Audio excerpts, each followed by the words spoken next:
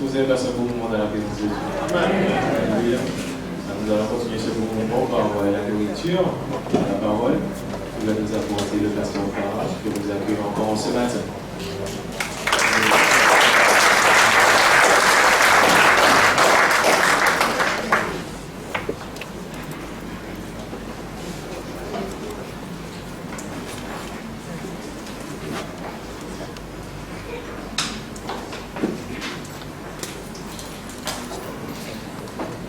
Voilà, bonjour à chacun, chers frères et sœurs, chers amis, bonjour, bonjour. Est-ce que vous allez bien? Alléluia. Est-ce que vous allez très bien? Est-ce que vous n'allez pas du tout? Bien.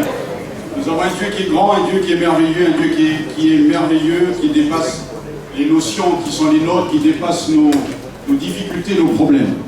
Alors ce matin, je vais tenir donc le culte. Je tiens à remercier le Seigneur. Vous remercier aussi, je remercier votre pasteur, puisque dans le programme, il l'avait mis pour ce matin au culte et nous avons échangé. Il est sur Ducos. Voilà, l'avant-dernier culte de l'année. En ce qui concerne la prédication, j'ai à cœur d'apporter un sujet, parce que j'aime aussi, comme tout le monde d'ailleurs, hein, prier, savoir ce que tu veux. C'est pas approprié peut-être pour certains, parce qu'on est habitué, on est tellement formaté sur des thématiques, on annonce à l'avance, on prépare, c'est une bonne chose, c'est une pédagogie du prédicateur et de la prédication. Mais j'ai à cœur de parler de la bénédiction de l'Éternel, la notion de la bénédiction de l'Éternel. Est-ce que vous êtes là ce matin? Parce que beaucoup parlent de la bénédiction de l'Éternel, mais on n'a pas l'impression qu'elle est là, elle est seulement dans la Bible. Et allez voir vivre, allez voir entendre, même des chrétiens, on se demande où est la bénédiction. Je sais que nous traversons des moments difficiles où nous avons peut-être baissé les bras, et je voudrais encourager ce matin. Alors, je vais l'apporter dans la plus grande simplicité en découvrant à nouveau, en redécouvrant pour ma part, parce que que j'aime reméditer la parole. La bénédiction de l'Éternel qui enrichit. Est-ce que vous croyez que la bénédiction de Dieu, de l'Éternel enrichit? Levez la main si vous êtes d'accord. Non, la bénédiction de l'Éternel enrichit. Alors ceux qui n'ont pas levé la main, j'espère qu'à la fin de la réunion, vous comprendrez ce qu'est la bénédiction. Non, vous n'êtes pas d'accord? Alors on va y aller dans Proverbe chapitre 10, verset 22. Proverbe 10, verset 22. Proverbe 10, verset 22. La réunion, elle nous appartient, alors nous allons laisser le Seigneur conduire. La bénédiction de l'Éternel qui enrichit. Alors, Proverbe chapitre 10, verset 22. Je ne suis pas venu avec des slides ou des diaporamas, donc volontairement. Je vais m'en contenter ce matin avec les textes. Voilà. Proverbe chapitre 10, verset 22. Si on peut l'afficher, sinon je fais la lecture dans la Bible. Voici ce qui nous est dit. Alors, c'est la bénédiction de l'Éternel qui est enrichie et qui ne la fait suivre d'aucun chagrin. Est-ce qu'on peut lire ensemble, s'il vous plaît, ce texte biblique? C'est la bénédiction de l'Éternel et qui ne la fait suivre. Allez, on monte un peu le volume. C'est la bénédiction qui ne la fait suivre. Alléluia, gloire à Dieu. Seigneur, nous voulons croire que tu vas nous faire du bien ce matin au travers de ta parole, parce qu'elle est la vérité. Nous la serrons déjà sur notre cœur. Nous savons que c'est ta bénédiction qui enrichit et qui ne la fait suivre d'aucun chagrin. Jamais il n'a été de ta part de nous pousser dans le chagrin, dans le désarroi, dans le découragement. Même si nous traversons par ce qui est acceptable de ta part, nous savons que, Seigneur, tu transformes le mal en bien. Lorsque nous traversons la vallée de Baca, tu la transformes, Seigneur, en cri de réjouissance, de louange et d'adoration. Alors ce matin, nous croyons au miracle et nous te bénissons au nom de Jésus. Amen. Proverbe chapitre 10, verset 22, donc j'ai ici quelques versions. La note nous dit, on l'a lu, une autre version nous dit « seule », c'est-à-dire l'exclusivité unique. Seule la bénédiction du Seigneur donne la prospérité. La prospérité, les efforts de l'homme n'y ajoutent, c'est pas ni rajoute, mais n'y ajoute rien. Donc c'est très clair. Dans une autre version, c'est la bénédiction de l'Éternel qui enrichit et il n'y ajoute aucun chagrin. C'est-à-dire le « il » de ce pronom, il s'agit de Dieu. Il n'ajoute aucun chagrin. Je ne sais pas si vous êtes chagriné ce matin, mais le chagrin, nous savons, vous et moi. Nous savons quand ça ne va pas, nous savons quand ça va bien dans notre vie. Et pour rester dans deux époux, mais l'incompatibilité des personnalités, mais à la longue, ils deviendront une seule chair. C'est le miracle, c'est la fusion. On ne sait plus qui est le mari, mais on sait que c'est un homme. Oui, on sait que c'est un homme. Et on ne sait pas qui est la femme, mais on sait que c'est une femme. Tiens, comme sa femme, les deux là. Il y a cette complicité. Et je disais il y a quelque temps à des couples, je dis ça, quand on prend l'âge, après, je ne radote pas ce que je dis, c'est pas. On communique aussi, même simplement avec le regard. Et je disais aux jeunes couples, et ils me disaient, mais comment vous faites? Il y a des codes? Non, c'est pas de code. On a envie de connaître, c'est dur, mais c'est le temps. Le temps va jouer deux rôles essentiels, soit à l'usure, créer l'usure, par la routine, par l'habitude, ou soit il va être mis à profit pour apprendre à connaître l'autre. Et je le dis souvent à l'homme, si tu veux connaître ta femme, que faut-il faire? Ben, pose la question à ta femme. C'est terrible que l'homme veut connaître sa femme avant même de lui demander comment elle est, comment elle fonctionne, parce qu'elle n'est pas l'homme. Et l'homme n'est pas la femme. Voilà, je fais un petit cours de personnalité. Et j'ai appris beaucoup avec ma femme en lui posant la question, mais pourquoi tu dis ça? C'est pas pour dire j'ai raison, parce que le même mot n'a pas le même impact, le même effet, et ce que je vais formuler, et ce qu'elle formulera ne sera pas la même chose. Et les disputes viennent souvent de là, messieurs et mesdames.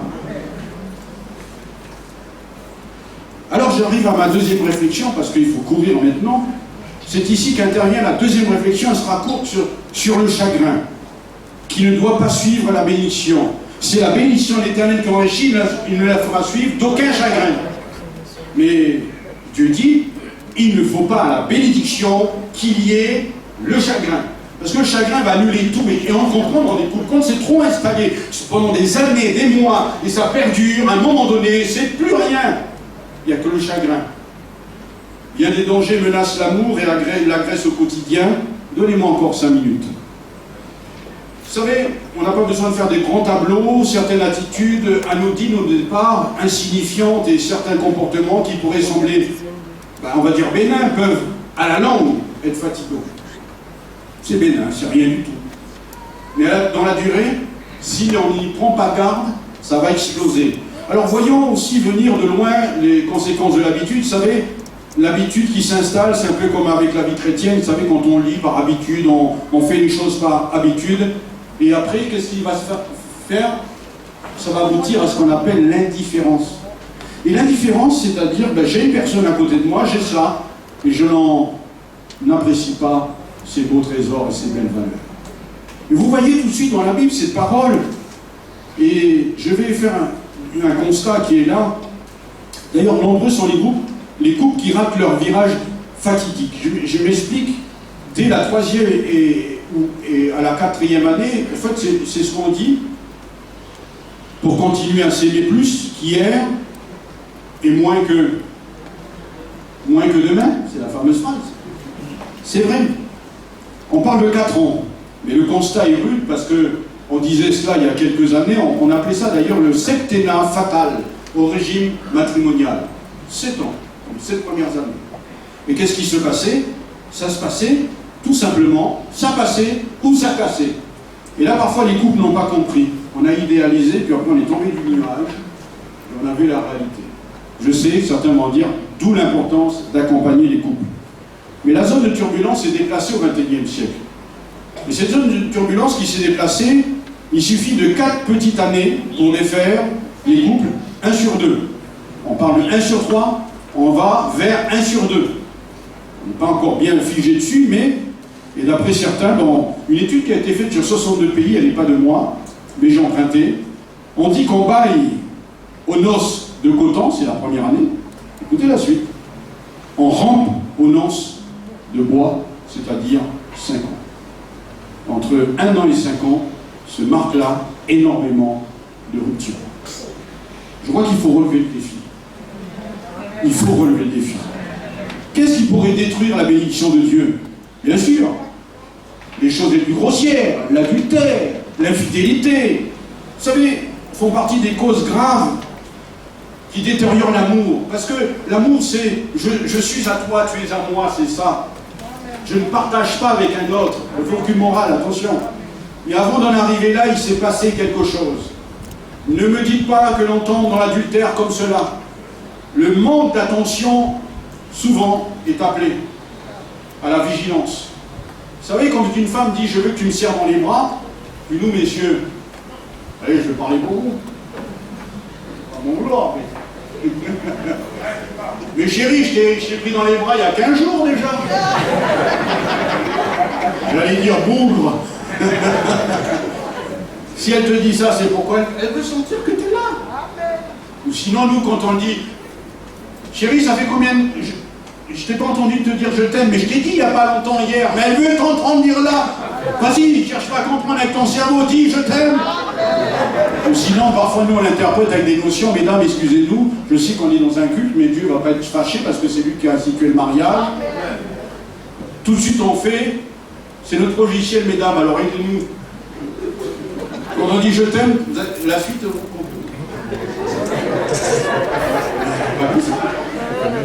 Parce qu'elle sera se faire comprendre, si c'était ce que vous pensez. Dans toute la communication, c'est important, les notions ne sont pas les mêmes. Ça va, vous êtes là ce matin? Merci. Je crois que je vous fais plaisir. Mais c'est vrai que nous découvrons cela. Alors il y a les choses grossières, mais on pourrait passer aussi à autre cause, rapidement, cause de conflits, les disputes qui peuvent venir du cœur humain, qui est mauvais, des rancunes, des rancunes tenaces, qui tient. Avec les années, elles s'accumulent, et elles s'endurcissent. Le cœur s'endurcit, des jalousies, de refus de régler des difficultés, et on pourrait en parler comme ça, des difficultés relationnelles, inhérentes parfois à quoi? Certains traits de caractère de l'un comme de l'autre. Mon caractère, moi je suis comme ça. L'orgueil, l'égoïsme, le refus d'assumer ses responsabilités. Là, j'aurais pu parler aussi de la responsabilité du mari, de la femme. Si parfois ça coule dans le foyer, il faut partager les responsabilités. La Parfois, on dit, bon, moi j'ai bossé toute la journée, mais elle aussi, elle a bossé, ou lui aussi a bossé. Les deux ont bossé. L'intolérance, après on peut aller dans d'autres cas qui serait préférable de chercher à aimer plutôt que de chercher à s'entretenir dans l'animosité. On dit toujours, il est rare que l'on se bat avec quelqu'un avec qui on prie. Et si la prière est là dans votre couple, c'est formidable. On dira, bah tiens, bien le temps de la prière, chérie, il faut que je te vois avant, c'est un peu comme la Sainte-Seine, je te demande pardon. Hein, voilà, c'est très important, et on pourrait continuer comme cela. Il y a des choses aussi qu'il faut gérer, et qui peuvent créer parfois le cercle vicieux de la mésentente dans un couple. Par exemple, les problèmes d'argent, de travail. On pourrait parler aussi de vie sexuelle, d'ingérence, surtout lorsque la maladie est là. D'ingérence de la belle famille. On vous aime les belles familles, on vous aime beaucoup.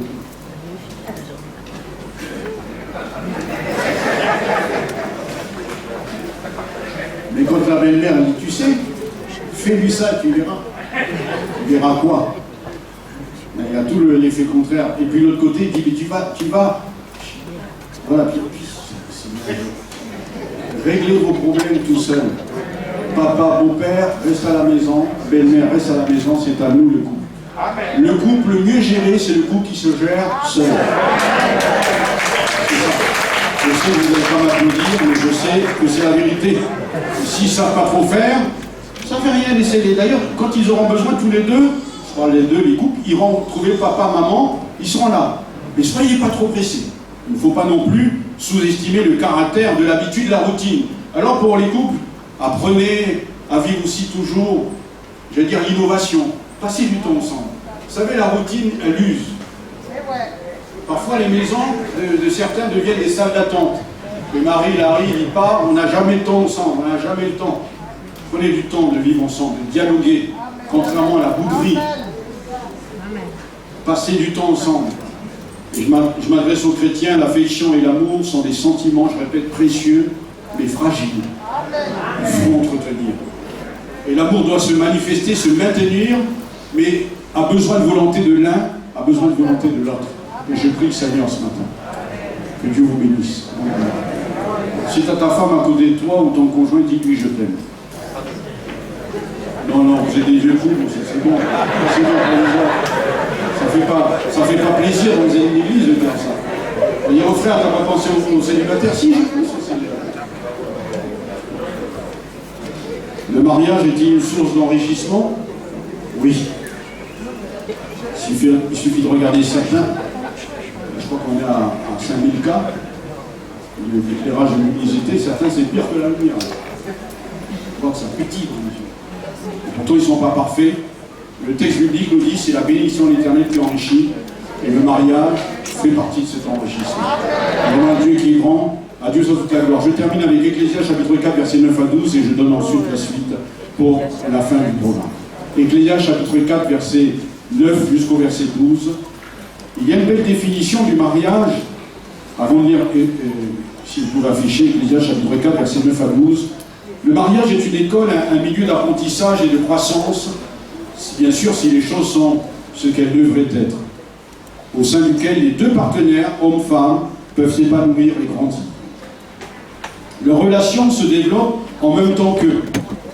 Si vous considérez le mariage comme une occasion de croissance, alors vous pouvez être satisfait et satisfaire votre épouse, votre époux, et j'ai élargi les enfants aussi. Les enfants, on voit papa, on voit maman. Alors je lis Ecclésiaste chapitre 4, verset 9, pour conclure. Deux valent mieux qu'un, parce qu'ils retirent un bon salaire de leur travail. Car s'ils tombent, l'un relève son compagnon, mais malheur à celui qui est seul et qui tombe sans avoir un second pour le relever. De même, si deux couchent ensemble, ils auront chaud, mais celui qui est seul, comment aura-t-il chaud? Et si quelqu'un est plus fort qu'un seul, les deux peuvent lui résister. Alors, il vaut mieux s'unir que se poser pour résister. Et la corde à 3 fils ne se rend pas si facilement. La corde à 3 fils. Et quel est le troisième fil? C'est Jésus. Je suis avec nous tous les jours jusqu'à la fin du monde. Alors gardons-le avec nous, ce troisième fil. Est-ce qu'on peut remercier le Seigneur? On peut se... Voilà, on va remercier le Seigneur pour tout. laisse la place pour la suite. Seigneur, nous voulons te remercier pour ta parole qui nous a fait du bien et nous voulons la serrer sur notre cœur. Nous te disons merci de nous avoir encouragés et ce matin, alors que nous sommes là, nous voulons prier. Je veux prier pour toutes les familles. Et que ce soit une personne seule, mais qu'elle a une famille, qu'elle soit un couple, un homme, une femme, un frère, une sœur, que ce soit pour les enfants, les familles entières. Mais nous l'avons vu que tu veux bénir, c'est la bénédiction de l'Éternel qui enrichit et qui ne la fait suivre aucun chagrin. Nous te bénissons, Seigneur, apporte là où il y a du chagrin, redonne la flamme, ressuscite là où, Seigneur, l'amour a été éteint, mais il existe, il a été obstrué, il a été même malmené, mais Seigneur, tu es le Dieu du miracle. Et ce matin, je prie pour un couple qui est en difficulté, et qui peut être au bord de la séparation. Au nom de Jésus ce matin, nous réclamons, Seigneur, ton intervention puissante, parce que tu as dit, venez à moi, vous tous qui êtes fatigués, chargés, et je vous donnerai du repos. À toi toute la gloire, Père, au nom de Jésus. Amen. Voilà, on peut remercier.